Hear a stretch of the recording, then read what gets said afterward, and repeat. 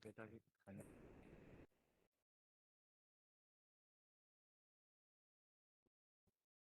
시간 됐죠?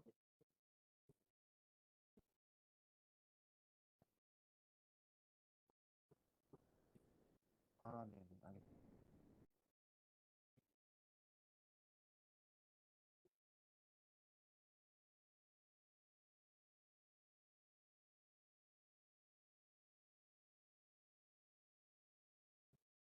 네,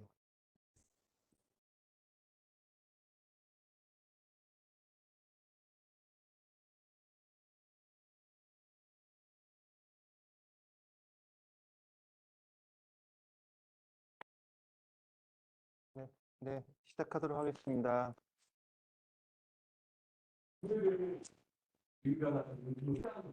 여기 대한민국 후대이신 장석 국장님께서 기후위험 시장과 동향에 대해서 말씀드리겠습니다. 그 격표로 관리해 주시죠. 네. 안녕하세요. 저 이창석이고요. 저는 2015년 2월에 박사 졸업을 했습니다. 그때 지금 뭐 국내에 있는 많은 그 태양광 풍력 기업들, 예를 들면 삼성, 현대, LG, 그다음에 삼성중공업, 현대중공업, 대우조선해양 등이 풍력과 태양광 사업을 진출했다가 처음에는 이제 가격 경쟁력에서 중국 기업들한테 밀리다가 어느 정도 기간이 흐른 후에는 이제 기술 경쟁력까지 밀려가지고 사실상 사업들을 다 접던 좀 그런 시기였습니다. 그래서 저는 그 당시에 그런 시장 상황을 고려해서 글로벌 태양광 기업과 구조조정이라는 그런 주제로 박사학위 논문을 썼었습니다. 현재 저는 그 삼천리 자산운용에서 투자운용을 총괄하고 있고요. 저희 회사는 에너지하고 인프라에만 투자하는 대체투자 전문 운용사입니다. 현재 한 2조 정도의 자산을 운용하고 있고요. 북미의 에너지 산업, 국내외 신재생 에너지, 전력 신산업, 아리백과 관련된 투자, 최근에는 주유소에다가 연료전지 발전소와 전기차 충전소를 설치하는 에너지 슈퍼스테이션 사업 등 그런 것들을 개발하고 투자하는 그런 회사입니다. 그러면 이제 기후변화 금융시장과 동향에 대해서 말씀을 드리겠습니다. 동주제로 좀 발표를 해달라고 염성호 박사께서 요청을 좀 하셨고요.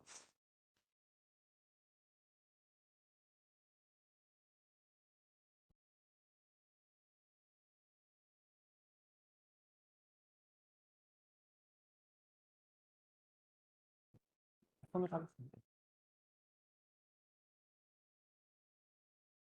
네.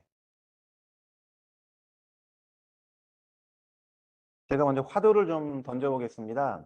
그 글로벌하게 보면은 과거 10년치의 통계치 대비 2022년 말 기준으로 강수량은 14%가 늘었고 강수 일수는 15%가 줄었다고 합니다. 강수 일수가 15% 줄었다는 건 그만큼 비 오는 날짜가 줄었다는 것이겠죠. 그렇기 때문에 건조화가 심해지고 또 지역적으로는 사막화가 진행됩니다. 이러한 기후변화의 문제는 단순히 거기서 그치지 않고 호주라든지 미국 캘리포니아라든지 하와이라든지 국내 강원도에서 일어났던 대형 산불, 거의 국가적 재앙 수준의 산불로 이어지게 되고요. 이런 것들은 결국 가뭄을 거쳐서 농작물의 풍작에 충작을 일으키는 그런 원인으로 이어지게 됩니다. 산업 인더스트리 전반에 영향을 미치게 되죠. 근데 강수 일수는 줄었는데 강수량은 늘었습니다. 이 말은 뭐냐면 한 번 비가 오면 가랑비 오듯이 오는 게 아니라 폭우가 온다는 뜻입니다. 그래서 서울시가 매년 침수가 되고 있죠. 런던도 침수가 됐고 중국 침수 사태로 재앙 수준으로 비가 오고 있습니다. 저희가 오늘 이 자리에서 모여서 기후변화라는 걸 논의하는 건 이런 아카데믹한 기후변화의 여러 정책과 제도들도 봐야 되지만 이러한 피해 사례들을 막기 위해서 어떤 대응이 있고 결국 그런 것들을 가능하기 위해선 투자라는 것이 필요한데 그 투자라는 것이 결국 금융이기 때문에 그런 것들에 대해서 좀 말씀을 나눠보고자 합니다. 방금 말씀드렸던 그런 기후변화와 기후변화로 인한 산업에 대한 영향들을 사실상 이게 기후변화이다. 그리고 온실가스 배출에 의한 것이 원인이 맞다, 틀리다에 대해서 많은 논쟁들이 있습니다.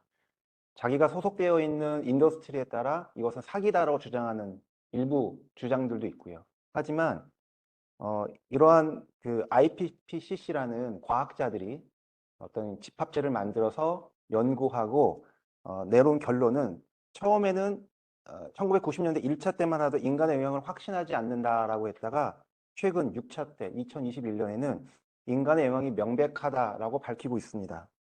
이러한 과학적 근거를 가진 전 세계 과학자들의 공통된 의견이 있음에도 불구하고 일부 학자나 산업계 이해관계자들은 다른 의견을 내고 있습니다. 그래서 저희가 여기에서 모여서 기후변화와 관련된 이야기를 논의하고 금융을 공부하고자 하는 이유는 어떤 이 사회의 식자층이자 엘리트인 저희들이 이러한 것들을 거대 담론을 만들고 공론화해서 이런 부분들을 사회 전반에 뻗치기 위한 하나의 그런 과정이 아닐까 그런 생각을 합니다. 저는 그 중에서도 그런 거대 담론은 다른 박사님들이 쭉 강의를 하실 거고 저는 오늘 금융에 대한 이야기를 좀 하도록 하겠습니다. 그러니까 폭염과 홍수에 대한 제가 말씀을 드렸는데요. 이런 것들이 반복적으로 빈발하면서 그동안에 있었던 배수 인프라라든지 냉난방 전력 관련된 인프라라든지 도시에 관련된 교통 인프라 등이 과거의 것으로는 이러한 변화된 기후변화를 대응을 못합니다. 그래서 이러한 것들이 반복해서 연달아난 기상 이변들을 커버하기 위한 인프라 시스템의 대대적인 개선이 필요합니다. 전력망을 강화하다든지 가스 등 파이프라인 설비를 개선한다든지 배수시설 정비 등에 대한 비용이 도시상 연간 3.5억 달러, 약 원화로는 4,500억 수준인데요. 이게 전국 136개 주요 도시로 따지면 연간 62조 원 수준의 비용들이 매년 든다라는 그런 수치가 나와 있습니다. 다음은 독일 그 DNV 기관에서 발표한 자료인데요. DNV는 선박금융 하시는 분들은 아시겠지만 선급회사로서 이제 선박에 대한 그 평가와 등급을 내는 회사인데 이 회사가 최근에 신재생 에너지 및 에너지 전환에 관련된 활발한 리포트를 내놓고 있습니다. 이 자료를 좀 같이 보시면은요, 잘 보이실지 모르겠지만 25년에 이제 오일 피크가 온다라고 전망하고 있습니다. 그리고 36년에는 가스가 피크가 온다고 전망하고 있고요. 33년에는 그 여객용 운송 수단의 절반이 다 전기화된다라는 전망을 하고 있고, 2044년에는 모든 육상 운송 수단의 전기화가 된다라는 그런 되게 공격적인 가정들을 하고 있습니다. 좀 더 들여다보면은 신재생 에너지는 42년에 전력 공급의 30%를 풍력이 책임지고 45년 즈음 되면 전력 공급의 약 35%를 태양광이 책임진다고 합니다. 대략 이 수치를 보면은 2045년에 전력 공급의 70%는 신재생이 책임진다라는 그러한 예측을 담고 있습니다. 또 수소가 2050년까지면 대략 5%의 전력 공급을 책임지고 탄소 포집 기술 CCS도 혁신적으로 발전이 되어서 대략 탄소 배출량의 5%를 포집한다라는 예상들을 담고 있는 이 가정의 결론이 뭐냐면, 그럼 이거 지구는 안전해져야 되잖아요. 탄소 중립이 돼야 되잖아요. 이 가정의 결론이 뭐냐면, 그럼에도 불구하고 2050년 탄소 중립 달성률은 51%밖에 안 된다가 결론입니다. 따라서 지구의 온도의 마지막 방어선이라 부르는 1.5도씨를 초과한다는 게 제가 말씀드렸던 다양한 전력 시장과 에너지 시장과 이런 것들에 대한 가정을 보더라도 달성이 안 된다는 것을 볼 수도 있습니다. 사실 이 점에서 저는 약간 공포감과 책임감 같은 걸 느끼게 되고요. 미래 세대에 대해서 이렇게 이걸 넘겨서는 안 되겠다는 그런 생각을 듭니다.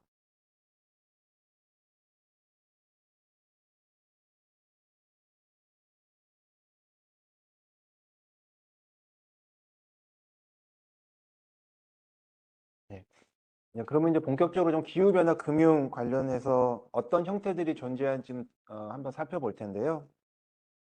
말씀드렸던 기후변화의 여러 그 형태들, 뭐 해수면이 상승하고 빙하가 해빙되고 사막화가 일어나고 이를 통해서 다양한 자연재해, 국가적 재앙순의 재해들이 일어난 것들을 완화하고 방지하기 위해서 다양한 형태들의 노력들이 진행이 될 거고요. 그에 관련된 금융의 형태도 좀 다양합니다. 그래서 뭐 CDM 사업 잘 아시잖아요. 탄소 배출 관련된 개발 사업으로서 좀 유명한 사업인데 CDM 사업 등 탄소 배출권을 확보하기 위한 프로젝트 파이낸싱, 뭐 예를 들면 스리랑카의 태양광 사업을 하면서 태양광 발전에 따른 FIT 매출 이후에 탄소 배출권을 UNFCC에 등록해서 배출권을 확보한다는 이런 CDM 사업들이 있을 수 있겠죠.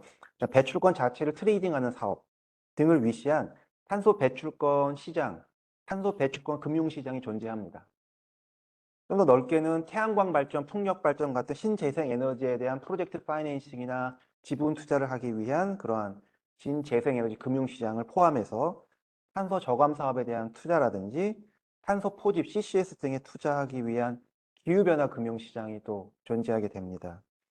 수송 연료 분야라든지 발전 분야에서 대체 연료로 부각되고 있는 연료전지, 또 수소산업, 이런 분들 육성하기 위한 수소 경제 시장이 별도로 존재하고 있고요.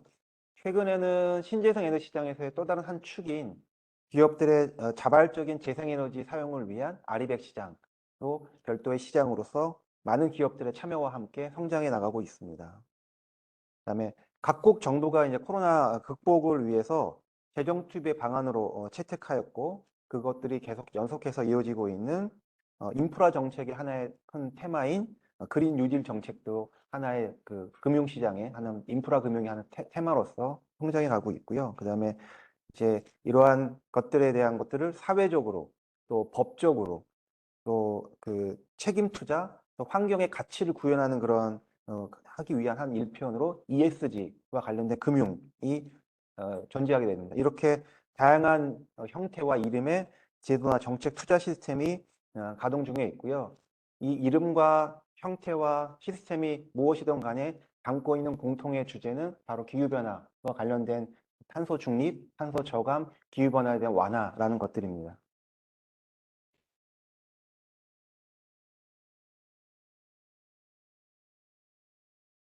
어, 그렇다면 말씀 오른쪽 표에 보시듯이 태양광이나 풍력 발전된 관련된 CAGR은 굉장히 높은 수준으로 어, 보급이 확대되고 있습니다. 그런데 이런 탄소 중립 트렌드가 하나의 복병을 만났습니다. 왼쪽에 보시면 연료별 글로벌 전기 생산량이 2050년에 2020년 대비 3배 정도 증가할 거라는 전기 수요에 대한 폭증에 대한 전망입니다.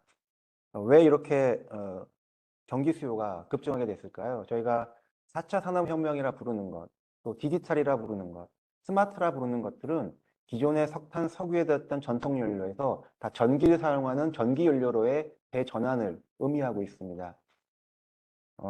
따라서 미래 산업을 이끄는 단어들은 다 전기 사용이라는 것을 베이스로 하기 때문에 전기화 시대라는 도래라는 것이 직면하게 될 것이고요. 따라서 그 전기화 시대가 도래했을 때 그 전기 생산을 무엇으로 할 것이냐 라는 그 과제가 직면하게 된 것이고, 따라서 이 부분을 발전소 건설에 있어서 기존의 석탄, 석유, 가스가 아닌 재생에너지로 가야 된다라는 그런 숙제를 발전업계가 또 금융업계가 떠안게 됐습니다. 그러면 이런 것들을 구현하기 위한 각국 정부의 정책들을 들여다보겠습니다. 미국은 사실 IRA로 너무나도 많이들 언급해서 보셨을 텐데요. 이런 정책을 보는 금융 입장에서 제 포인트는 얼마 예산이 배정되었고 그 예산이 어디에 투입되었냐를 보기 위해서 이런 IRA 같은 정책들을 보고자 하는 것입니다. 일단 미국 바이든 정부가 2022년에 이제 IRA를 국정과제로 설정하면서 법안을 발표를 했고요. 약 3,690억 달러를 이제 예산으로 잡았는데 법안 총투자 관련된 내용 중 에너지 안보와 기후변화 대응 관련된 지출이 80%를 차지하고 있습니다. 이를 통해서 미국은 신재생에너지 목표의 비율을 2050년에 56%까지 높이겠다는 그런 목표를 발표했습니다.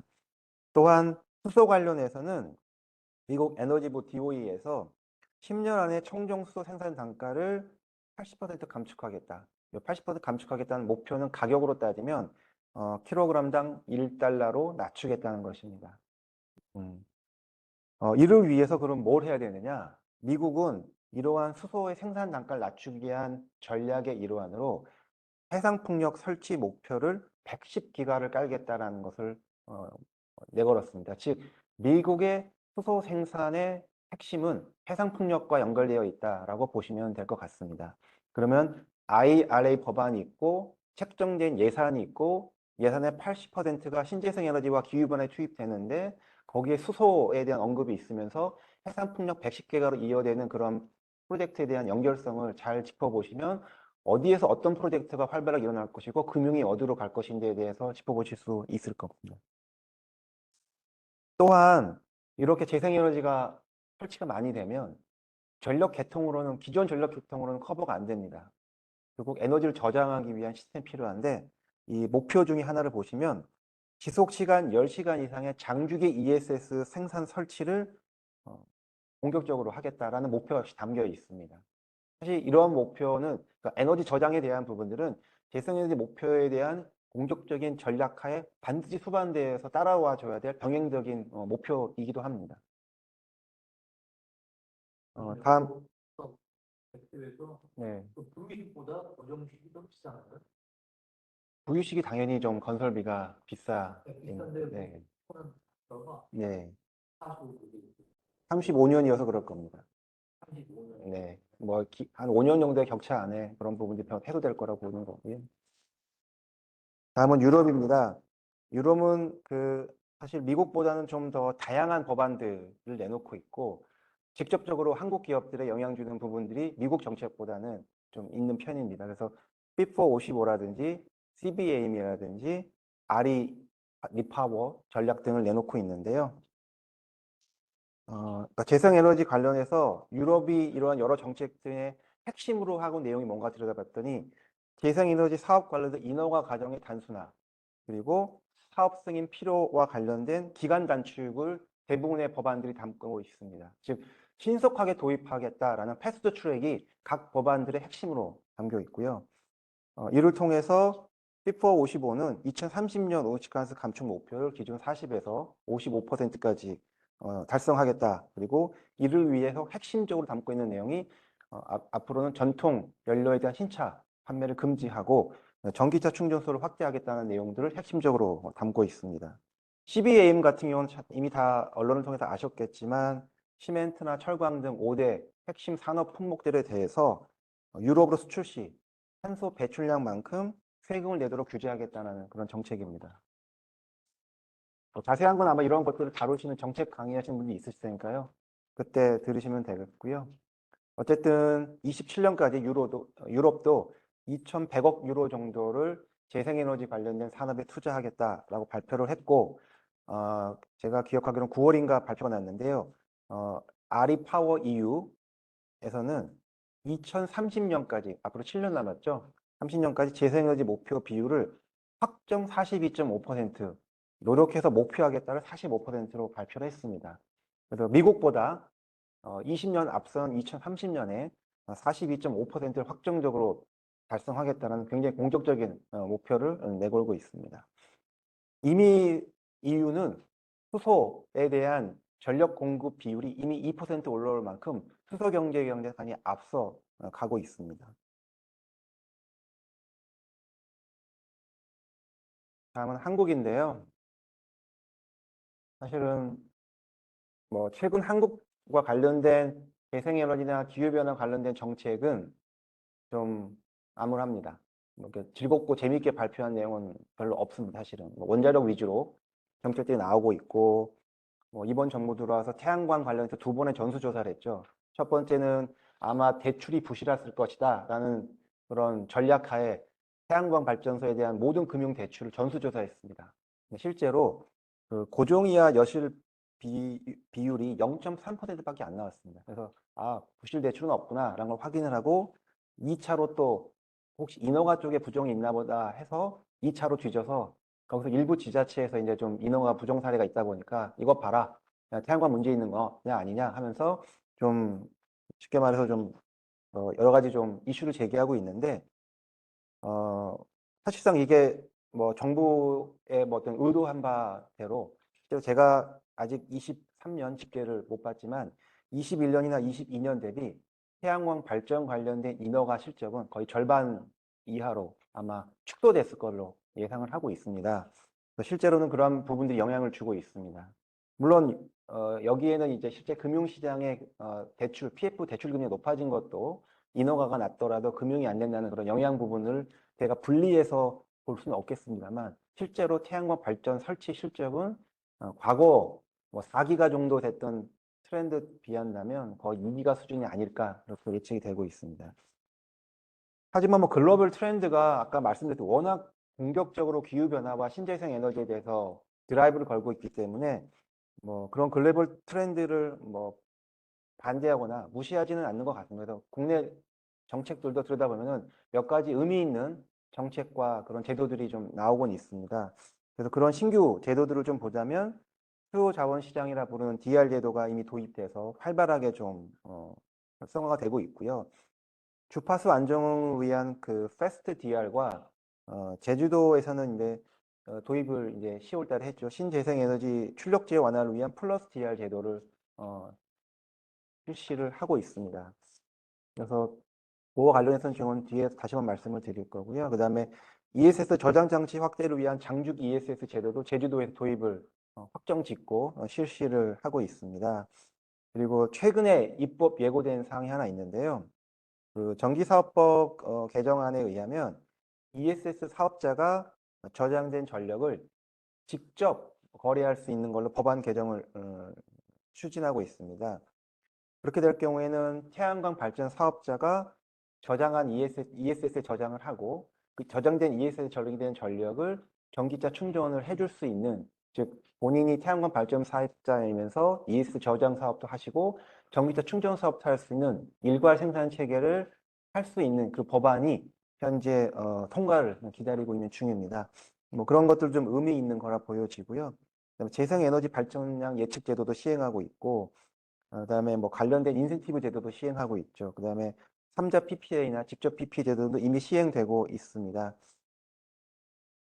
그다음에 올해 통과돼서 내년 6월부터 이제 시행될 걸로 예상되어 있는 분산에너지 특별법 관련해서 잠깐 말씀드리면, 전력수의 44% 정도가 이제 수도권에 밀집되어 있는데 전기를 생산하는 발전소는 해안가, 그리고 신재생 에너지는 주로 전남 쪽에 집중되어 있습니다. 이래서 이제 수요처와 생산처에 대한 그런 간극의 거리 이슈가 있고, 이게 송전선로 건설 이슈로 이어지게 됩니다. 그래서 이런 부분들을 좀 불일치를 막고 또 이런 것들을 재생에너지의 보급 활성화하기 위해서 분산에너지법이란 거를 제정하게 됐습니다. 그래서 분산에너지의 개념은 40메가 이하의 발전선비나 500메가 이하의 집단에너지로서 저희가 생각하는 VPP, 연료전지, 수소, 태양광, 풍력 뭐 이런 것들이 다 분산에너지라 보시면 됩니다.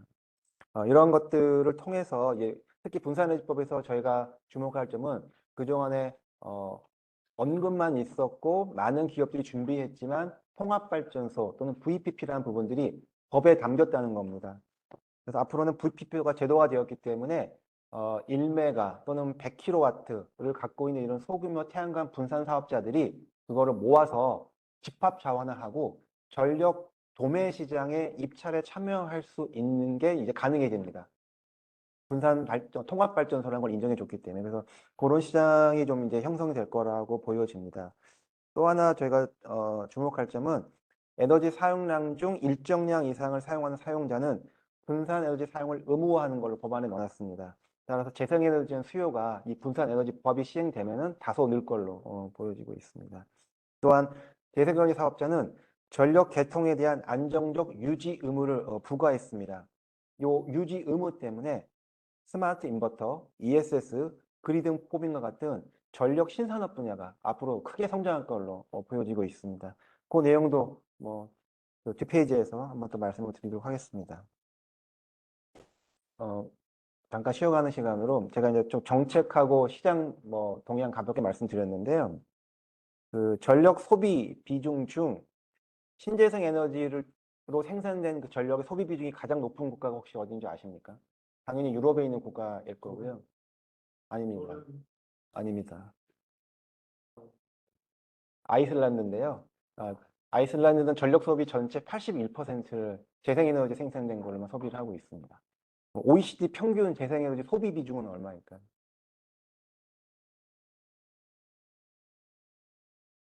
한 23% 됩니다. 이제 마지막 질문입니다. 한국은 그러면 재생에너지로 생산된 그 전기의 소비 비중이 얼마나 될까요? 이제 꼴찌입니다. 한국은 꼴찌인데 몇 퍼센트일까? 네? 더 낮습니다. 더 낮습니다. 네, 2.3%. 3.6%입니다.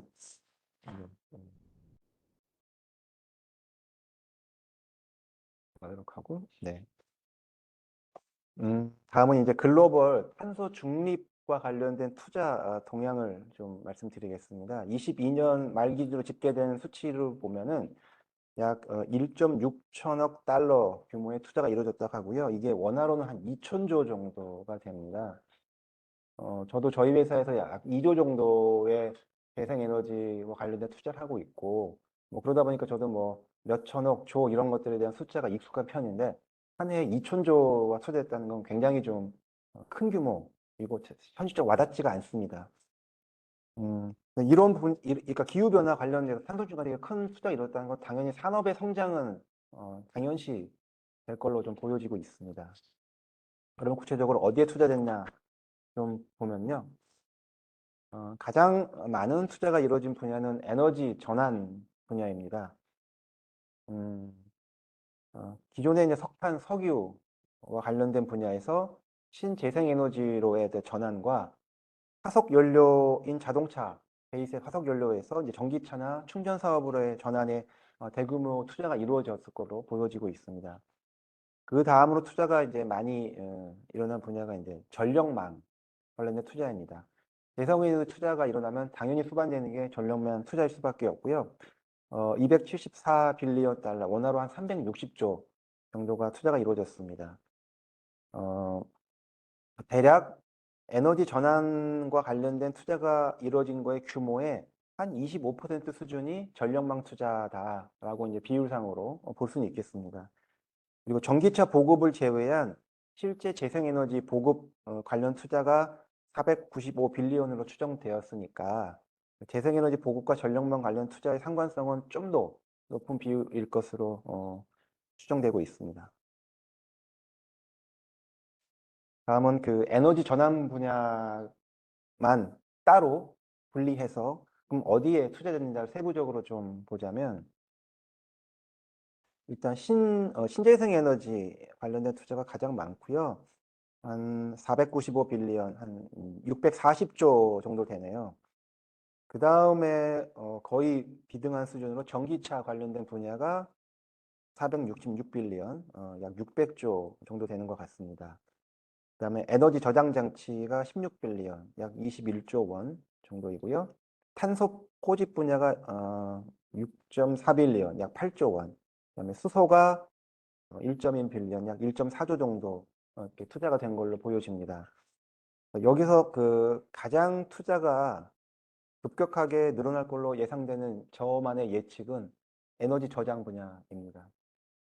전력망에 대한 확충은 각급 정부의 그 전력망을 담당하고 있는 뭐 공공기관의 예산과 뭐 직결된 문제이기도 하지만, 두 번째는 그 그리드망을 깔기 위한 그 관로를 확보하기 위한 민원 문제 등 여러 가지 이슈들이 있습니다. 쉽게 그렇게 이 그리드를 설치를 쉽게 이렇게 계획대로 할 수 있는 것은 아닙니다.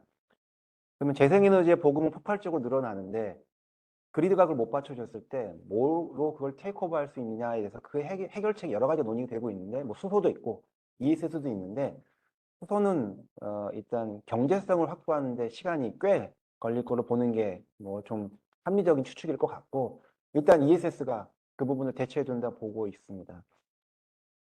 사실 네.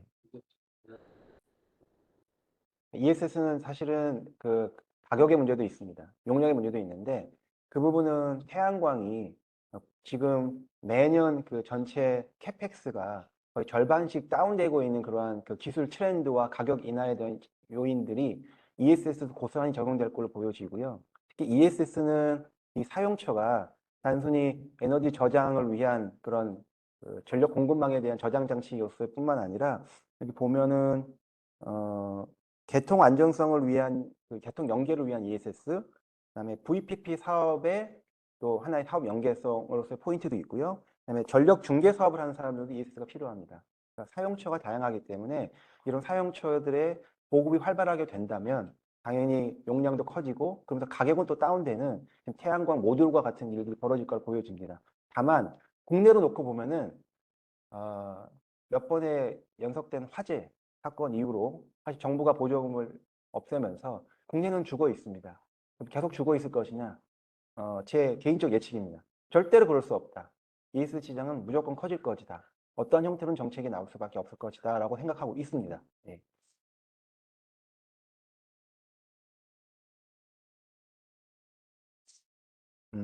이 페이지가 좀 전 쇼킹했습니다. 이 자료를 보면서 좀 굉장히 놀랐습니다. 에너지 전환 투자 분야 중에서 친환경 에너지 관련 공장 투자, 22년에 이제 전기차 배터리 공장 신주 투자가 가장 컸고요. 그다음에 이제 태양광 풍력 순으로 이제 투자가 이루어졌습니다. 근데 이런 투자를 했던 규모에 대한 분야가 중요한 게 아니라 어느 국가에 투자가 이루어졌냐를 국가별로 합계를 다시 한번 캘큘레이션 해봤더니 캐펙스 투자의 91%가 중국에, 2022년 기준입니다. 91%가 중국에 집중되어 있습니다. 그럼 사실 이걸 보면 좀 소름 돋았고요. 아마 이런 수치를 당연히 미국이나 유럽이 확인했고, 미래 산업이라 부르는 전기차와 배터리 분야를 이대로 뒀다간 무조건 뺏긴 거란 생각하에 지금 IRA 법안이 나온 것 같고, 지금 중국 누르기를 한 게 아닌가, 수치가 이걸 확인해 주는 거 아니냐 생각을 합니다.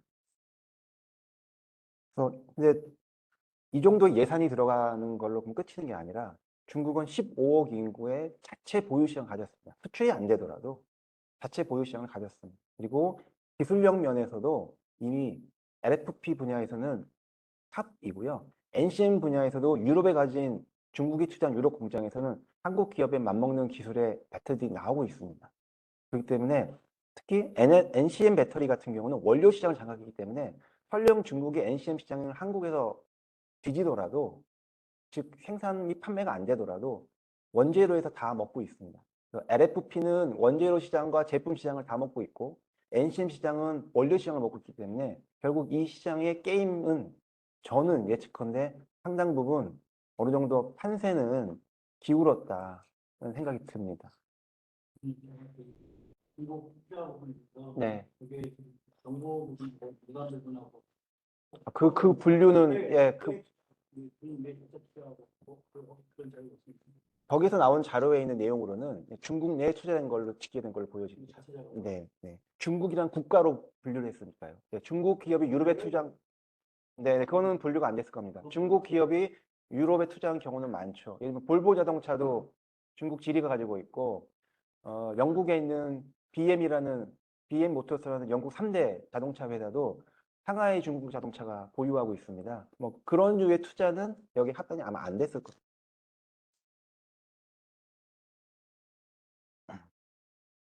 제가 또 놀라는 부분은 테슬라가 진짜 이 미래 전력 산업, 자동차, 전기차, 배터리 시장의 총화 같은 기업이지 않습니까? 근데 한 국가의 이해관계가 또 다르고 어쨌든 하나의 목표를 가지고 모든 정부의 예산과 이런 것들이 한 몸처럼 움직이기 쉽지 않을 텐데 중국이라는 국가가 마치 테슬라라는 한 기업처럼 전기차, 배터리, ESS 등의 전력 산업에 대해서 이 큰 나라의 결코 이해관계가 상충되고 합일되기가 쉽지 않았을 텐데 이끌어가고 있다는 것이 또 좀 놀라운 분야라고 좀 생각을 합니다. 중국이 사실 태양광에 대한 대비책 네, 폭력을 상당 장악하고 있습니다. 곧 바뀔 거라 봅니다. 그럼 뭐 지금은 신재생 에너지에 대한 태포는 네, 중국이 거의 투자하고 있다. 이렇게 보죠. 현실입니다. 네.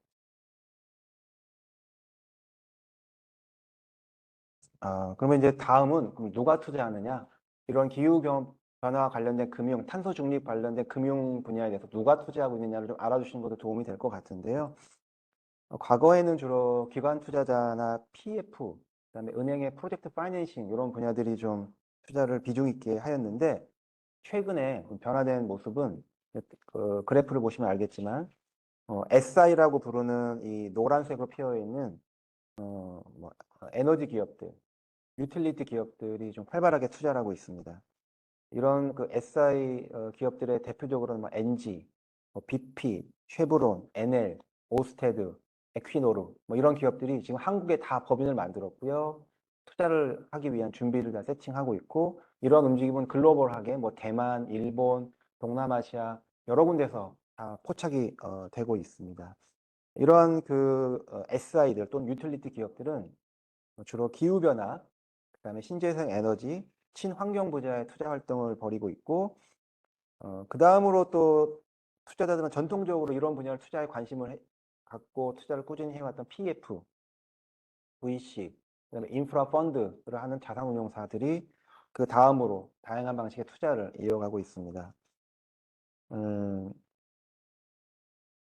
표를 보시면 아직 그 상업은행이나 보험사 등 파이낸셜 인스티튜셔널 인베스터들은 투자 비중이 높지는 않습니다. 그 이유는 사실 신재생 에너지, 그중에서도 태양광 풍력 분야에 대한 대출은 사실상 이미 되게 익숙한 분야이긴 한데 그것을 제외한 뭐 수소라든지 또는 뭐 ESS라든지 전력망이라든지 이러한 부분들은 커머셜 뱅크들이 보기에는 뱅커러블은 하지 않고 약간 벤처 투자하는 거 아니야? 신산업이다 보니까 아직 경험 축적도 덜 돼 있고 그래서 재생에너지 프로젝트 파이낸싱을 제외하고서는 아직은 이런 분야에 대한 투자는 좀 활발한 것 같지는 않습니다. 그럼 방금 말씀드렸던 그 유틸리티, 그 다음에 SI 기업들은 과연 어디에 관심을 가지고 있고 어떤 투자를 하고 있을지를 한번 저희가 분석해 볼 필요가 있을 것 같습니다. 종합적으로 보시면은 유틸리티 기업들의 공통된 관심사는 에너지 매니지먼트, 그다음에 전기차 충전, 태양광, 그다음에 DR, VPP, 그다음에 전력 저장 분야에 고르게 관심을 가지고 투자 활동을 이어가고 있으며 필요의 경우에는 인수 합병까지도 진행을 하고 있는 걸로 보여집니다. 여기 자료상 그 RWE가 그 뭐 별도 활동이 없는 걸로 나왔는데요. 이게 자료가 집계된 게 아마 2020년 자료여서 그런 것 같고 RWE도 실제로는 뭐 국내에서도 이미 해상 풍력을 위해서 법인을 만들고 활동을 하고 있을 만큼 RWE도 이 분야에 대해서 이미 진출을 하고 있습니다. 그럼 뭐그 NG, EDF 같은 프랑스에 있는 그 전력 유틸리티 회사들이라든지 EON이나 RW 같은 이제 독일계 유틸리티 회사들, 센트리카 같은 영국계 회사 등 전부 다 이런 분야에 관심을 갖고 있고 특히 그 국가가 어디이든 그다음에 또 전력 회사의 성격이 어떠하든 간에 공통적으로는 전기차 충전 사업과 태양광 사업 분야는 이 모든 유틸리티 회사가 빠짐없이 다 관심을 갖고 투자를 하고 있는 걸로 보여지고 있습니다.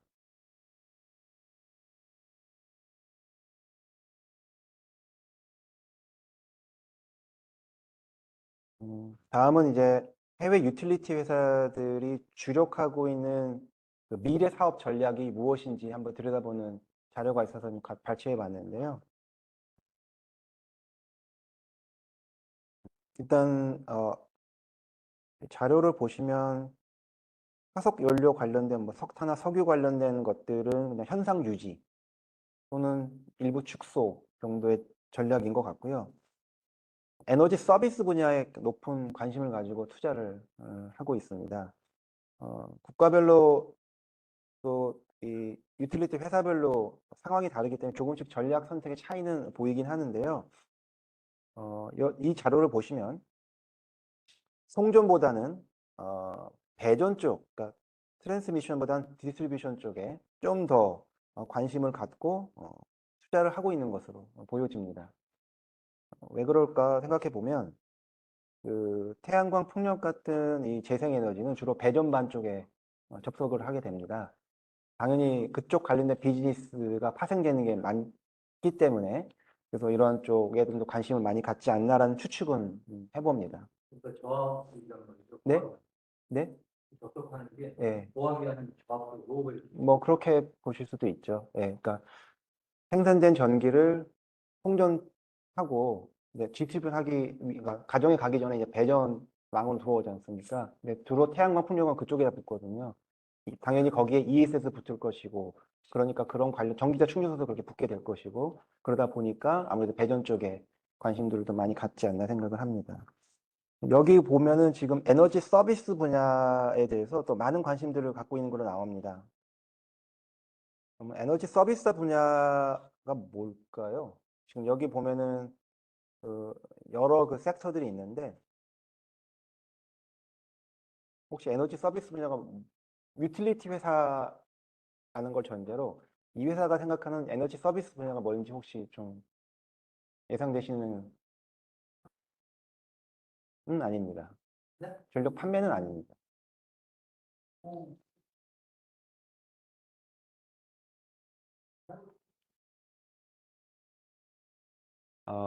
그거는 이제 다른 쪽에 포함이 되어 있고요. 그러니까 그걸 디스트리뷰션 쪽에 넣은 것 같고 여기서 말하는 에너지 서비스 분야는 좀 다른 겁니다. 네. 그것도 조금 다릅니다. 뭐냐면은 저 스마트팜입니다. 그런 에너지 이 자료의 그 내용을 주석을 보니까 저도 에너지 서비스 분야가 방금 말씀하신 건드린 줄 알고 그렇게 발표를 할 뻔했습니다. 오늘 제가 그걸 디테일 안 쳐다봤다만 그지. 근데 그게 아니고요. 스마트팜, 제로 에너지 빌딩, 친환경 에너지 타운, 스마트 시티 이런 걸 에너지 서비스로 분류했더라고요. 그러니까 어더스 컨셉을 서비스로 분류했나 보더라고요. 왜일까 저도 생각해 거기에 그 이유는 안 나와 있고 그렇게만 나와 있는데 저도 스마트팜 관련된 투자를 검토를 해봤거든요. 스마트팜이라는 게 태양 에너지를 이용해서 작물을 하는 게 아니라 LED를 이용해서 태양광을 대체하지 않습니까? 거기 물을 넣어서 생산하는 구조이다 보니까 전기 사용량이 엄청 늡니다. 그래서 이걸 전력 산업을 하는 그들 입장에선 쉽게 말해 소비자가 늘어난다고 본 거 아닐까 생각이 들었고요. 뭐 제로 에너지 빌딩이나 스마트 시티, 특히 스마트 시티의 컨셉은 사실 건설사가 가져야 될 관심보다 에너지 산업자가 가져야 될 관심이 훨씬 큽니다.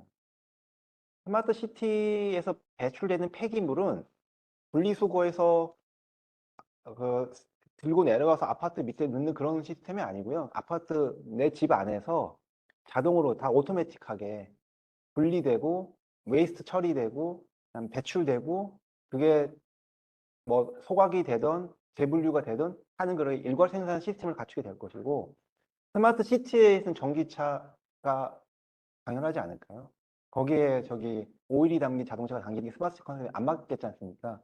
그 스마트 시티에서 투입되는 모든 전력 공급을 만약에 뭐 석탄 발전소에 생산한 전기가 들어간다. 컨셉이 안 맞습니다. 그러다 보니까 스마트 시티라는 컨셉은 건설 쪽에서 갖는 관심이 지금은 더 커 보이는, 사실은 에너지 하는 사람들이, 인프라 하는 사람들이 가져야 될 관심도 굉장히 크다. 저희의 어쨌든 비즈니스의 아이템이 될 수 있다는 생각을 저는 개인적으로 좀 하고 있습니다. 음, 이렇게 유틸리티 기업들, 뭐 SI들, 금융회사들이 막 관심을 갖고 정부 정책도 나오고 예산도 편성되다 보니 재생에너지 보급은 빠르겠죠. 뭐 한국만 좀 더디 가겠지만. 그러면은 결국 이게 좋은 거냐? 근데 특정 산업 분야에 있는 분들이 이슈를 제기합니다. 그러니까 전력망을 관리하고 운영하고 투자하시는 분들에게 재생에너지의 간발성과 그다음에 주파수 교란 이슈들을 제기하고 계십니다. 그래서 그게 사실상 재생에너지를 하지 말아야 될 이유로 주장까지 하고 계십니다. 재생에너지가 만약에 보급되면 어떤 일이 벌어지냐면은 지금 해가 떠 있죠. 일사량이 좋을 때는 하루 4.2시간 잘 생산을 합니다. 비가 오면 발전량이 확 줄고요. 근데 보급량이 많이 늘어나게 되면 모든 태양광 발전소는 공통적으로 그 기후의 영향을 받게 됩니다. 바람이 많이 부냐 적게 부냐에 따라 풍력 발전 마찬가지고요. 그러면 이게 전력 공급량이 들쭉날쭉합니다. 그런데 이거를 예측하기가 어렵습니다. 왜냐하면 기후의 영향을 받기 때문에 기상 예측과 연결되는 거지 않습니까?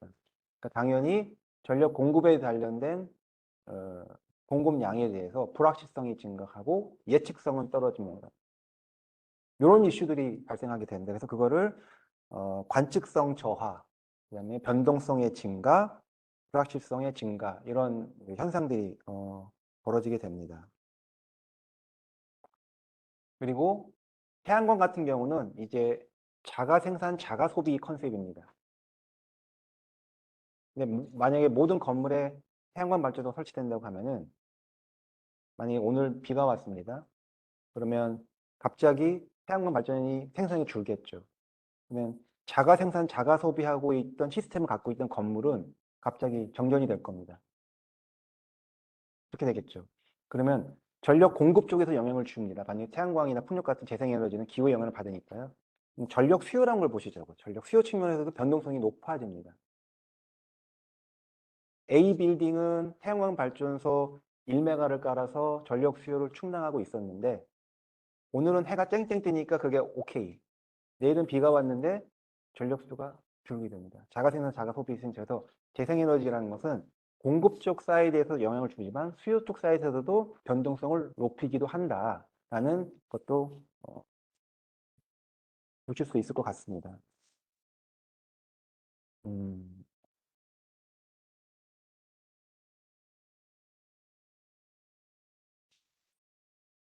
태양광은 주로 낮 시간에 발전이 집중되죠.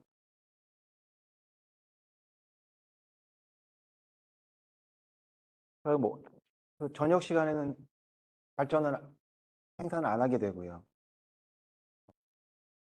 지금 이 데이터 왼쪽 거를 보시면 말씀드렸던 그 이 변동성이 2021년 기준으로는 한 10기가, 10기가 수준인데 2030년이 되면은 대략 30기가 수준으로 그 변동성이 늘어나는 걸로 현재 데이터가 나오고 있습니다.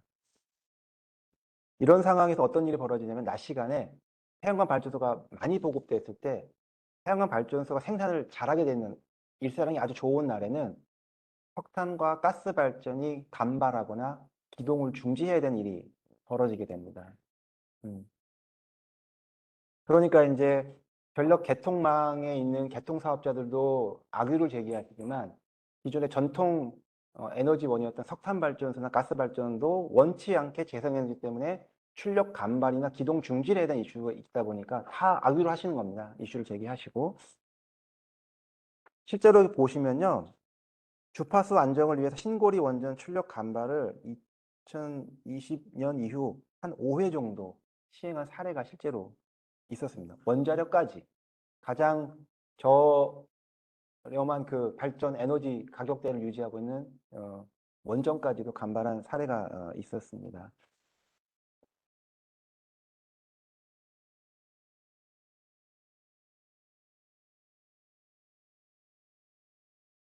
그럼 저거는 이제 우리나라는 좀 이게 천사처럼 허브가 네, 네, 이런 네. 제주도가 뭐 부분적으로 좀 징후를 나타내고 있고요. 그래서 그걸 막기 위해서 제주도에서 올 10월부터 장주기 ESS 4시간 이상짜리 시범 사업 시작하고 2025년 이후 전국 확보한다고 하니까 그런 것들이 이제 그러니까 그러니 하지 말자가 아니라 저희는 이제 금융하는 사람들이고 저희는 기후변화를 위해서 같이 노력하는 사람들이니까 그러니까 신산업이 뭐가 있고 그런 것들을 통해서 재생에너지 보급을 계속 가자라고 논리를 피는 게 저희의 역할이겠죠. 태양광 발전소를 예를 들면 이제 기상 상황에 의존하니까 흐린 날과 맑은 날의 발전량의 차이가 있을 수밖에 없습니다. 그래서 이 맑은 날과 흐린 날의 갭, 즉 기상 변화에 따라서 데일리 생산량의 갭을 보면은 2011년에는 한 3기가 정도의 갭을 보입니다. 날씨에 따라.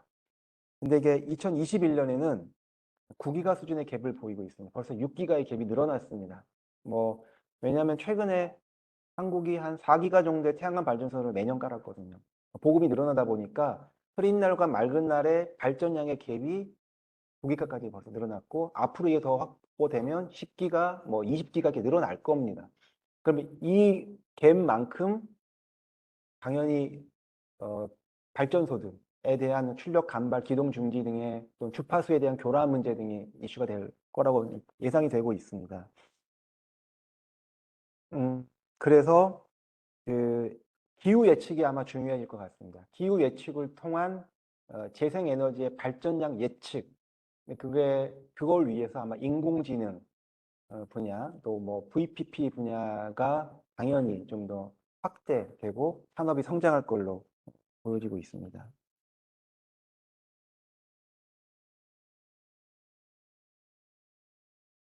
그럼 재생에너지가 보급하고 있는 이러한 그 이슈들을 위해서 우리 대한민국 기준으로 전력거래소라든지 그다음에 에너지관리공단, 뭐 산자부 등이 어떤 노력들을 하고 있나를 한번 정책들을 한번 이렇게 보시면요. 일단 관측성을 좀 확보하기 위한 대책으로는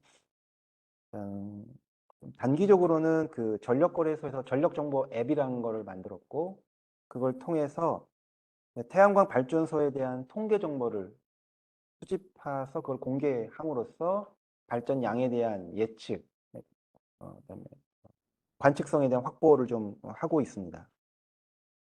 요건 단기 대책이고 중장기적으로는 한전 및 공기업이 가지고 있는 보유 태양광 발전소는 당연히 정보 수집이 용이하겠죠. 근데 그거 말고 민간, 개인 사업자들이 가지고 있는 태양광 발전소까지 정보를 취득해서 시스템을 구축하겠다라는 목표를 거래소와 에너지관리공단이 가지고는 있습니다. 물론 궁극적으로는 그런 자가용 태양광 발전소의 설비 현황과 그런 이 발전량까지 관측한 시스템 구축할 거 예상되는데 쉽지는 않아 보이긴 합니다. 다음에 이제 변동성 완화 대책으로는 그 단기적으로는 예비력이라 부르는 보조 발전소들에 대한 기준을 좀 강화하고 재생에너지 예측 제도를 현재 실시하고 있습니다. 단기적으로는 그렇고 중장기적으로는 이제 DR이나 ESS 양수 발전 같은 유연성 자원을 좀 더 확충하고 재생에너지도 이제 입찰하자. 입찰 제도로 들어와라. 라는 걸 도입해서 변동성을 완화하려고 합니다. 그래서 재생에너지 입찰 제도라는 건 이제 보통은 전력 시장은 데이 어헤드 하루 전날 시장에 수요와 공급을 맞추는 그런 제도가 있는데요. 재생에너지는 당일날 발전을 기후 상황에 따라 결정되기 때문에 데이 어헤드라는 게 어렵지 않습니까? 예. 다만 현재 별도의 입찰 없이 구매되고 있으면 재생에너지는 생산은 무조건 구매해주고 있거든요. 그런데 재생에너지도 이제 입찰에 들어와라는 겁니다. 예. 근데 입찰에 들어가면 그러면 말하면은 예를 들면 전력을 판매할 수도 있고 판매 못할 수도 있느냐? 그렇지는 않을 겁니다. 왜냐면은 입찰이란 거는 발전소의 운영비 연동이 되는데 재생에너지는 연료비가 없지 않습니까? 그래서 가격이 제로일 거기 때문에 재생에너지가 입찰 제도가 실시된다고 해서 생산된 전기를 못 파는 일은 아마 거의 없을 걸로 추측합니다. 가격은 떨어질 것 같아요. 그렇죠. S&P는 좀 따라줄 수 있습니다. 그래서 이제 저희가 대행도 기관에서 그리고 재생에너지 하면 이제는 10원, 100원, 10원, 100원 정도. 어느 정도 떨어질지는 예측은 쉽지 않지만, 네, 떨어질 거다라고 예측하는 게 합리적이라고 봅니다. 저게 그 25년 도입 그 경매를 한다고요? 지금 제주도부터 한다고 합니다. 전국 단위 확산은 나중일 거고요. 네. 근데 발전 사업자들이 이거를 할까 말까 생각해 보면 저는 할 것 같은 게, 입찰제도에 들어오는 재생에너지 사업자들한테는 일반 컨벤션 발전처럼 용량 요금이라는 걸 주는 걸로 또 제도가 세팅되어 있습니다. 그래서 뭐 그걸 받는 목적으로라도 들어오지 않을까 생각하고 있습니다.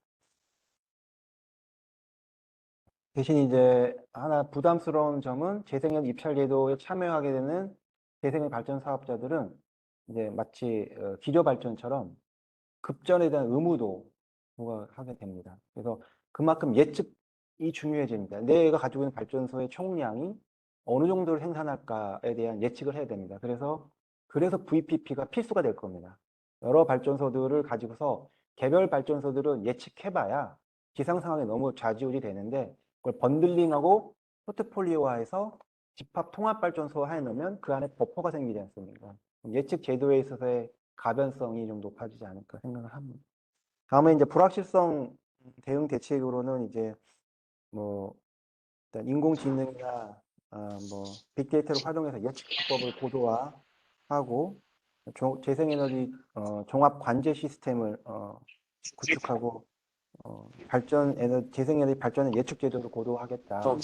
그런 제도를 현재 발표하고 있습니다. 이미 재생에너지 발전의 예측 제도는 21년부터 거래소가 이미 실시하고 있는 제도입니다.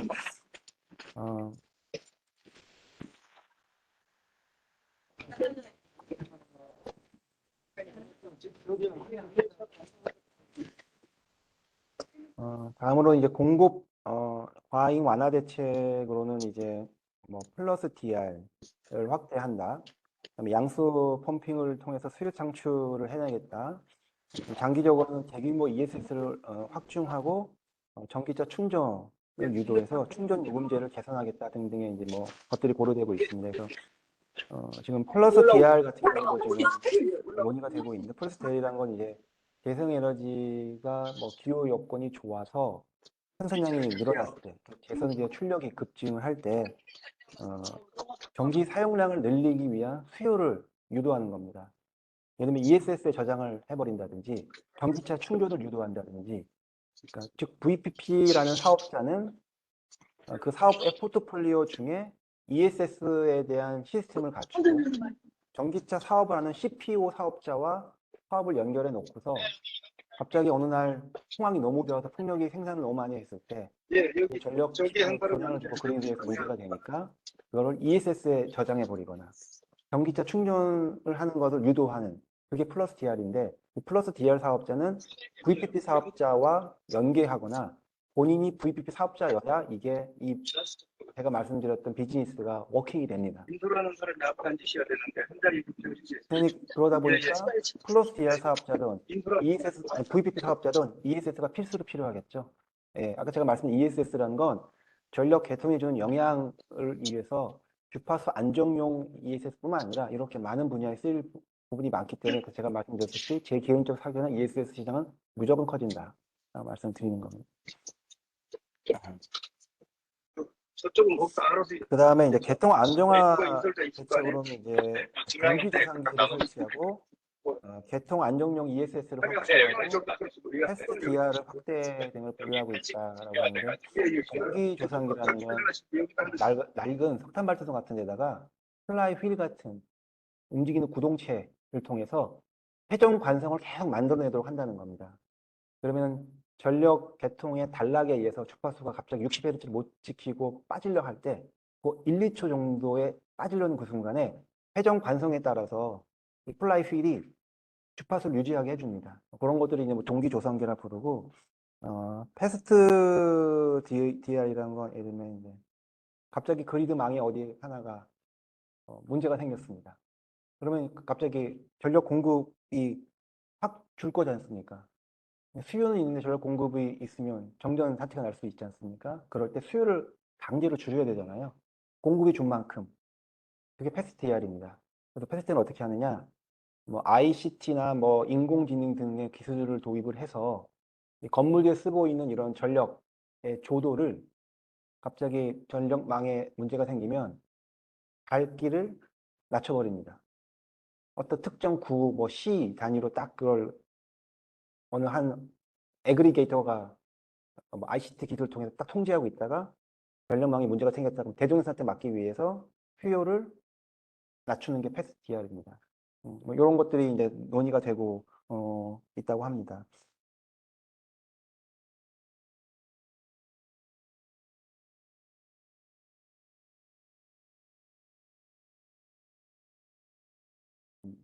몇 분이죠? 네, 좀 쉬실까요? 좀 뭐.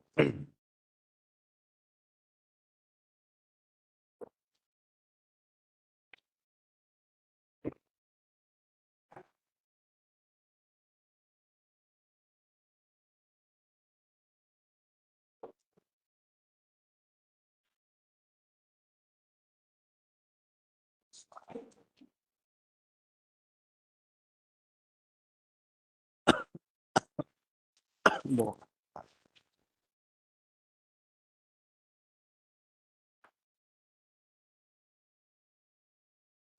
술 먹었어요?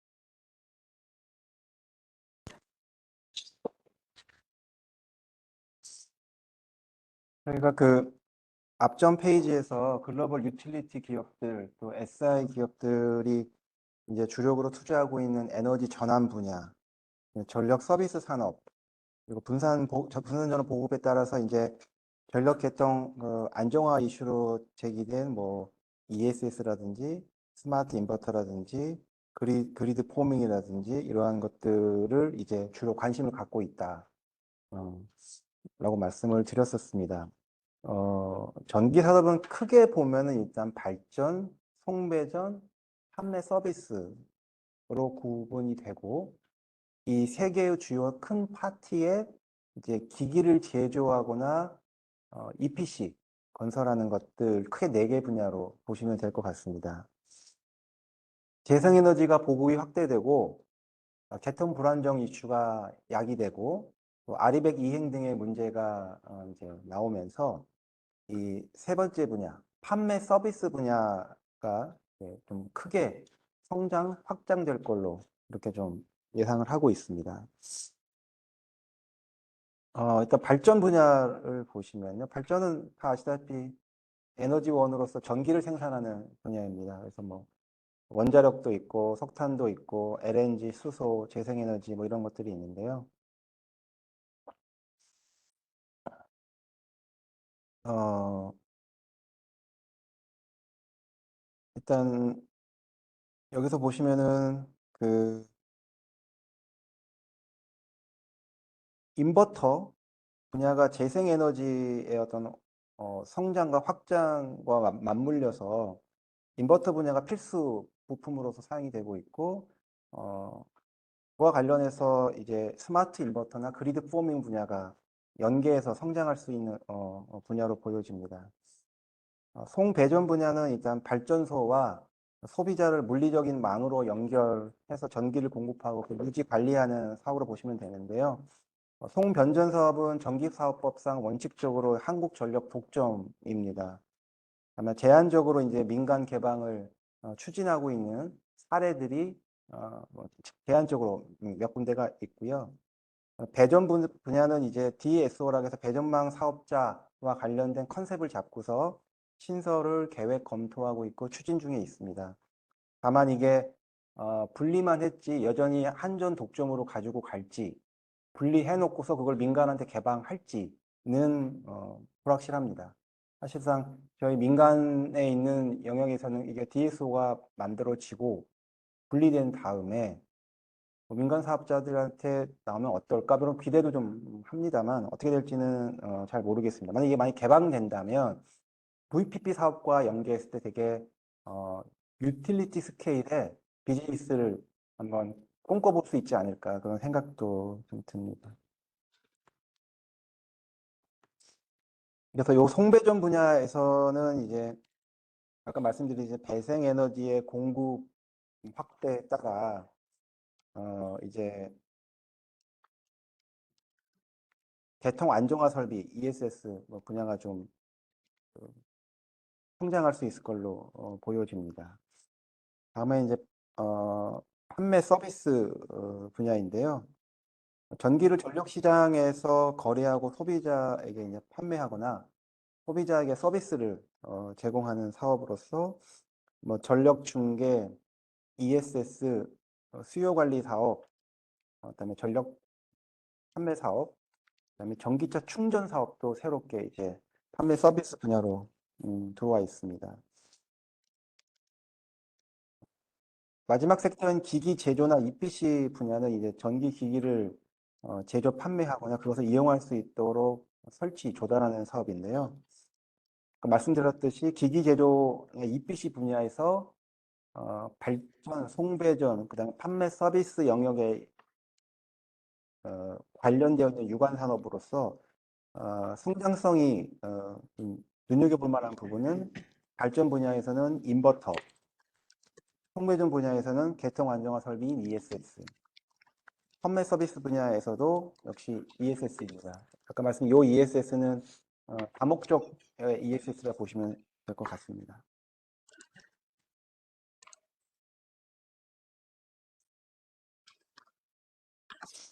음,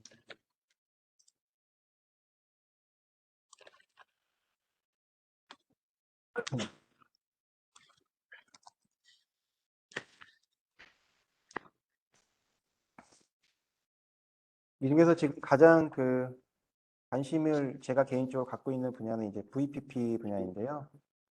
VPP는 정보통신 및 뭐 자동 제어 기술을 이용해 발전 ESS 자원을 제어하여 하나의 발전소처럼 운영한 시스템이다라고 정의되어 있습니다. 근데 VPP의 정의는 앵글에 따라 또 산업분에 종사하시는 분에 따라 조금씩 다르게는 하고는 있습니다. 네, VPP 사업은 크게 집합 전력 자원, 그다음에 VPP 플랫폼, VPP 서비스 이렇게 세 가지로 분류가 된다고 보시면 됩니다. 첫 번째인 집합 전력 자원은 이제 분산 발전이나 ESS 같은 것을 의미하고요. 분산형 발전소에서 전기를 생산하거나 ESS에 저장된 전기를 통합 거래하기 위한 가상의 발전 전기 설비라고 정의하면 됩니다. 분산 발전으로는 뭐 태양광, 풍력 같은 재생에너지나 연료전지나 같은 것들이 있을 수 있고, 유연성 자원으로는 ESS, VR, 전기차, 섹터 커플링 같은 것들이 있습니다.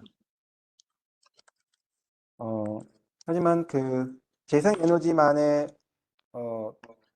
성장에는 이 변동성을 일으키기 때문에 여기서 나와 있는 유연성 자원의 성장도 필수적으로 이루어질 걸로 보여지고 있습니다. 그 다음은 이제 VPP 플랫폼인데요. VPP 플랫폼은 개별적인 분산형 발전소와 ESS를 ICT로 연결해서 날씨, 수요, 가격에 따라 발전과 또 충방전을 최적화하게 하기 위한 시스템이다, 소프트웨어다라고 보시면 됩니다. 그러니까 발전량이라든지 기후 상태, 발전기의 이상 유무 등을 이제 모니터링하고 발전량과 전력 가격을 예측하고 최적 발전하기 위한 프레임을 연구하고 입찰 들어가기 위한 스케줄링, 그다음에 발전과 ESS 등을 제어하면서 그런 것들을 입찰이나 정산하는 것들을 자동화하는 것 같은 업무들이 다 포함이 됩니다.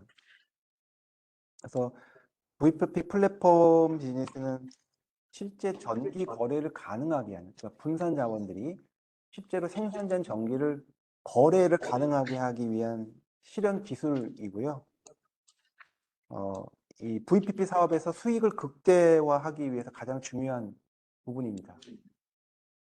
그러기 위해서는 예측의 정확도를 좀 높여야 되고요. ESS 연계를 최적화해야 수익률이 높아집니다.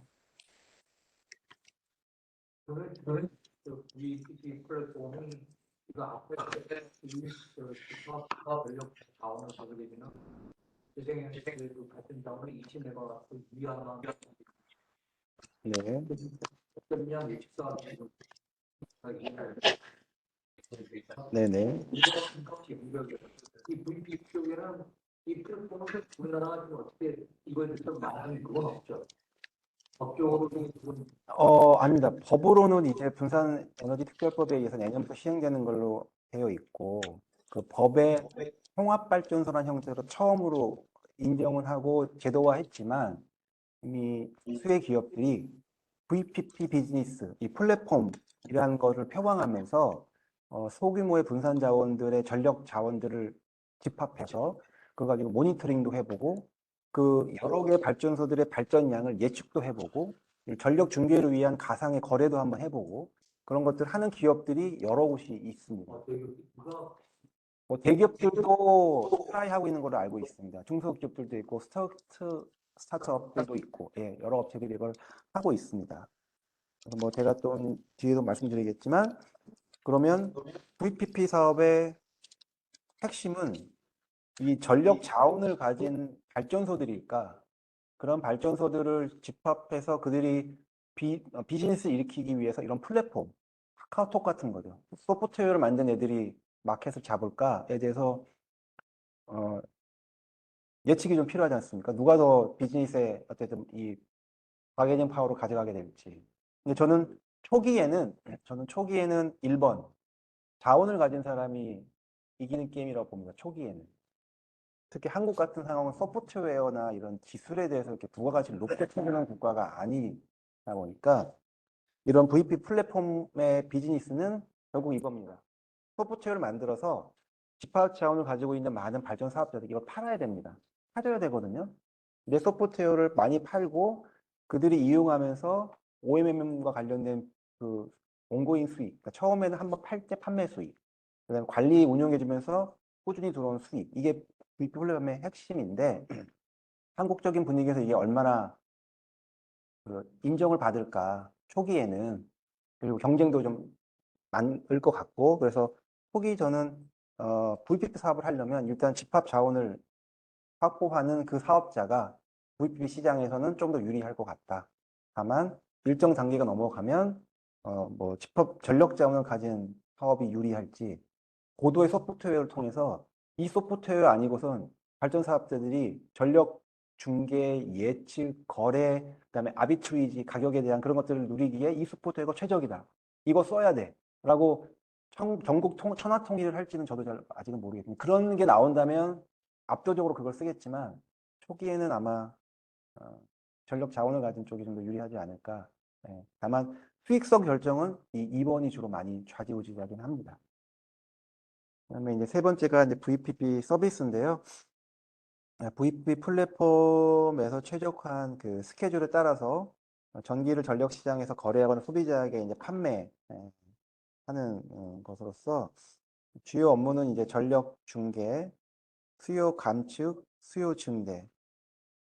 아까 그 수요를 감축하는 게 패스트 DR, 수요를 증대하는 게 네, 플러스 DR이라고 말씀드렸잖아요. 그러니까 그런 것들이 이제 들어간다 보시면 되고, 판매 사업으로서는 전기에너지, 재생에너지 전기 판매 사업이라든지 분산에너지법상 분산에너지 특화 지역이라는 걸 지정을 해서 별도의 이제 활성화를 기하려고 합니다. 이제 그런 지역 내에서 이제 판매업 등이 아마 VPP 서비스업으로 아마 분류가 되고 이루어질 걸로 보여지고 있습니다.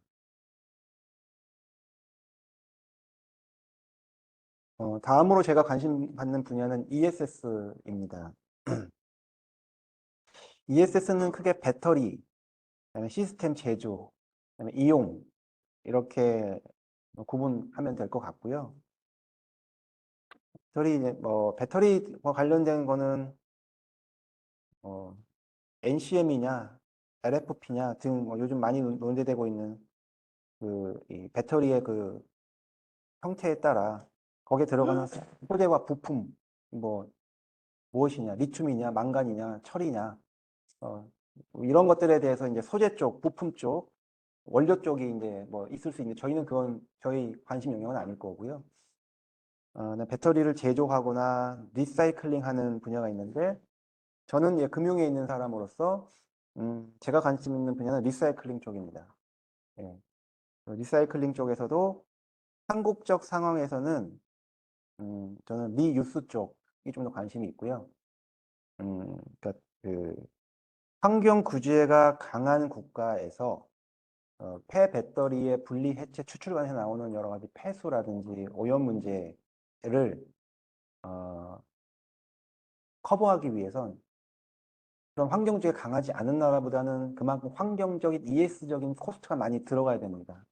그게 결국 리사이클링 산업의 코스트에 업을 시킬 거라서 생산성이 안 나올 수 있지 않을까. 이걸 중국에서 폐배터리 공장을 지었을 때와 스리랑카에서 지었을 때와 한국에서 지었을 때 분명히 경쟁력 차이 난다. 코스트에서 라는 생각이 있기 때문에 한국 같은 국가에서는 마침 한국은 그 ESS 화재 사고 때문에 ESS 보급이 역시 또 OECD 꼴찌국가 수준이니까 폐배터리가 전기차 사용 후 5년에서 7년 사이에 나온다 그러면 그냥 태양광 발전소, 풍력 발전소 리유스로 달아서 PV ESS, 윈드 ESS 시장을 만들어 보는 게 어떤가. 그런 생각을 좀 개인적으로 해보고 있습니다. 그 다음에 시스템 제조 쪽인데요. 이제 배터리를 제외한 그 ESS 유형 부품을 생산하거나 배터리와 그 부품들을 조립하고 현장에 설치하는 그런 비즈니스입니다.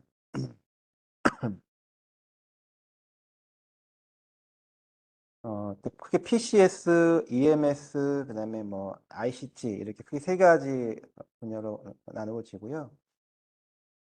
저는 그 제주도에서 이제 시작하려고 하는 4시간짜리 장주기 ESS를 포함해서 뭐 미국은 10시간짜리로 트라이 한다고 하는데 이 부분에 대한 활성화 대책이 좀 나오면서 시장이 좀 이제 좀 살아나지 않을까?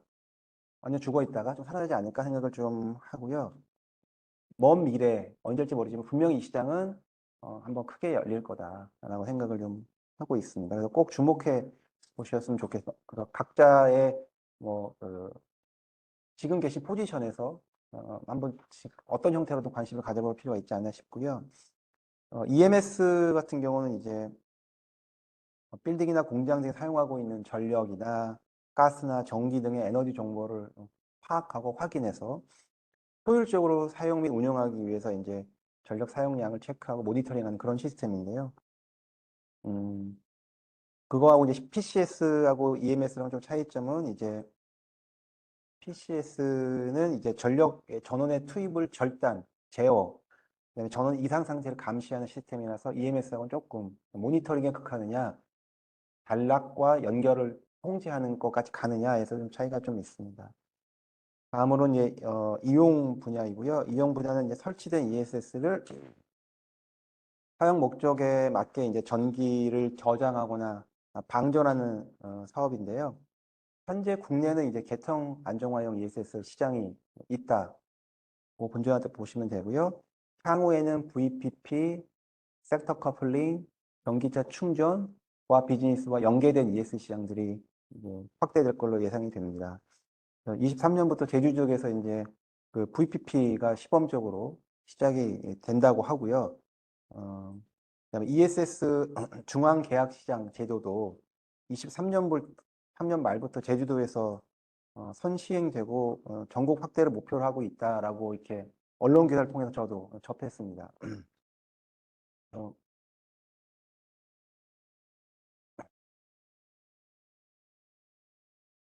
어, 일단 신재생 에너지에 대한 보급이 태양광 기준으로 했을 때는 뭐 2022년 말에 4기가 정도의 흐름을 보이다가 좀 예측컨대 올해 말에는 한 절반 정도로 다운이 될 거고 다만 그걸 메이크업 할 수 있는 게 풍력은 연간 한 200메가에서 300메가를 넘지 않는 수준으로 매년 설치가 되어 왔습니다. 그러니까 태양광이 지금까지 한국에 설치된 전체 규모가 저도 숫자를 다시 봐야 되면 한 24기가 내외일 걸로 보고 풍력이 한 1.8기가 수준을 보여집니다. 그래서 풍력과 태양광의 언밸런스가 굉장히 심한데요. 이런 나라가 별로 없습니다. 그래서 그 균형도 빨리 찾아야 되는데 마침 이번 정부에서 그 10월 중순에 풍력 관련된 입찰 공고가 떴는데 1.9기가를 선정하겠다 공고가 떴습니다. 그러면 지금까지 역사적으로 한국의 전체 딸린 양만큼을 이제 공고 내린 거니까 굉장히 풍력 시장이 좀 활성화가. 예, 해상이 1.5기가고 육상이 400메가로 제가 기억하고 있는데 그렇게 이제 공고가 떴습니다. 그래서 그대로 만약에 그 물량들을 선정을 해주면 발주를 내준다고 하면 그리고 그게 내년과 내후년을 계속해서 뭐 1.9기가 이런 규모가 나와준다면 그 밸런스도 어느 정도 맞을 거로 보여집니다. 음,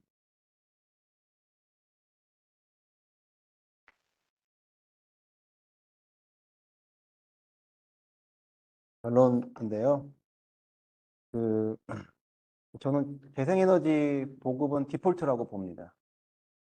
그거에 대해서 기후변화의 원인과 이유가 무엇이냐에 대해서 의심하는 분들이 그 의심을 해소하기 위해서 여기 와 계신 분은 없을 거라고 생각을 들고요. 재생에너지 값은 디폴트이고 말씀드렸던 대로 태양광과 풍력의 언밸런스도 올해부터 이제 정부가 그 밸런스를 맞추기 위해 정책을 펼치고 있습니다.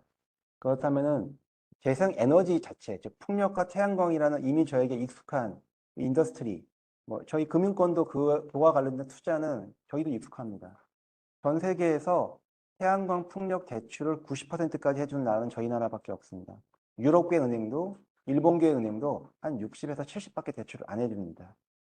한국 금융기관들의 뭐 어떤 역량, 글로벌 역량 대비 뭐좀 너무 보수적인 기준, 보증 요구한다 등 한국 금융회사의 글로벌화의 수치를 봤을 때 되게 폄하하는 그런 것들이 많이 많은데 현실적이고 맞는 말이기도 하지만 적어도 신재생 에너지 분야에서 국내 금융기관들의 재생에너지에 대한 그 투자 및 대출에 대한 그런 그 LTV를 따졌을 때 비율은 공격적이고 외국 금융위기 봤을 때 공격적이고 적극적으로 하고 있습니다. 제가 오늘 말씀드렸던 VPP, ESS, 전력 신산업망 관련된 스마트 인버터나 그리드 포빙 같은 분야들이 재생에너지의 성장과 확대가 디폴트이라면 제가 방금 드렸던 이 네 가지 분야도 디폴트가 될 것입니다. 그리고 재생에너지 분야에서 한국 금융기관에 보여줬던 역량 있는 모습들은 이쪽 분야도 좀 이어가지 않을까 좀 기대를 하고 있고요.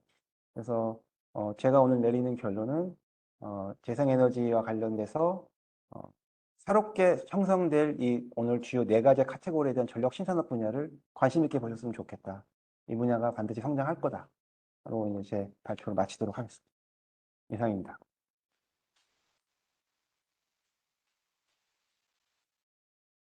좀 빨리 끝내겠습니다.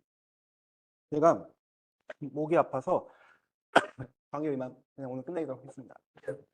그리고